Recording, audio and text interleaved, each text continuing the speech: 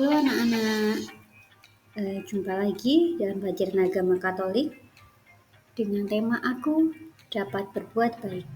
Nah, sebelum kita belajar lebih jauh tentang berbuat baik, marilah kita buka dengan doa. Dalam nama Bapa dan Putra dan Roh Kudus, amin. Ya Bapa di surga, teranglah hati kami agar mampu membedakan yang baik dan yang buruk, dan memilih untuk melakukan yang baik. Amin. Dalam nama Bapa dan Putra dan Roh Kudus, amin.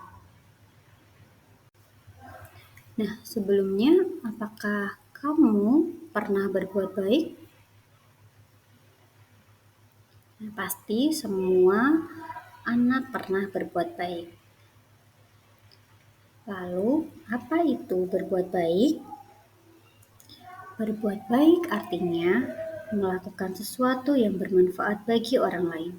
Misalnya, membantu ibu di rumah ketika sedang mencuci, atau membantu ibu membereskan mainannya sendiri, atau bisa juga membantu teman yang kesulitan, juga berbagi makanan kepada teman yang sedang tidak membawa makanan waktu di sekolah. Nah, tadi kita sudah tahu apa itu berbuat baik.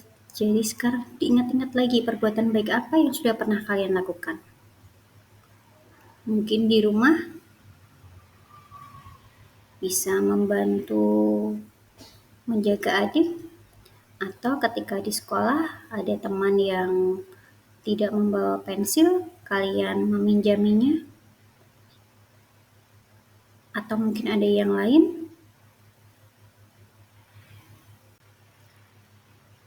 Nah, tadi kita sudah menyebutkan contoh-contoh berbuat baik. Dengan berbuat baik kepada orang yang membutuhkan, berarti kita melakukannya untuk Tuhan. Sekarang kita dengar bacaan kitab suci hari ini ya. Pembacaannya dari Roma bab 12 ayat 9 sampai dengan 12. Hendaklah kasih itu jangan pura-pura. Jauhilah yang jahat dan lakukanlah yang baik. Hendaklah kamu saling mengasihi sebagai saudara dan saling mendahului dalam memberi hormat. Janganlah hendaknya kerajinanmu kendor, biarlah rohmu menyala-nyala dan layanilah Tuhan.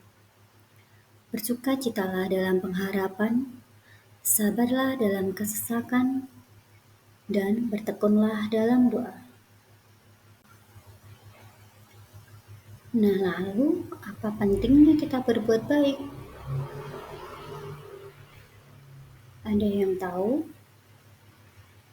Dengan berbuat baik, anak-anak atau kita semua belajar tentang empati, tentang kerjasama, tentang rasa peduli kepada orang lain. Berbuat baik juga mengajarkan kepada kita supaya kita memahami dampak positif dari perbuatan baik kita terhadap lingkungan kita. Misalkan, bila kita membuang sampah nih di tempat sampah, kita bisa terhindar dari banjir. Nah, kalau kita sebagai pribadi menjadi pribadi yang baik, bertanggung jawab dan peduli, maka kita pun akan merasa bangga terhadap diri kita, akan merasa bahagia karena kita sudah berguna dan melakukan sesuatu yang bermanfaat bagi orang lain dan bagi sekitar kita. Nah, dari awal tadi kita sudah berikan contoh-contohnya yang tentang perbuatan baik. Sekarang, coba kalian lihat dari gambar yang ada di bawah ini. Gambar yang pertama itu contoh perbuatan baik apa? Nah, itu ada seorang anak yang sedang membawa kotak mainannya, kemudian dibantu dengan temannya. Gambar yang kedua, ada seorang nenek yang Dia duduk di kursi roda dan cucunya membantu mendorongnya. Yang ketiga, ada seorang anak yang membantu ibunya untuk menyirami tanaman. Nah, apakah kita sudah berbuat baik hari ini? Coba diingat-ingat. Dan menurut kalian, kepada siapa saja kita harus berbuat baik? Iya, kepada semua orang. Kita harus berbuat baik kepada semua orang. Tidak boleh hanya kepada teman kita, tidak boleh hanya kepada saudara kita, tetapi kita harus berbuat baik kepada siapa saja yang membutuhkan bantuan kita.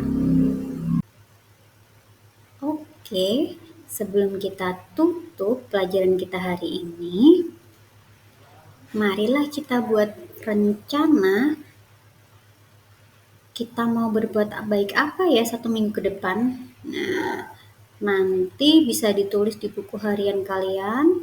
Kemudian nanti kita akan review ketika kita bertemu lagi di pertemuan berikutnya.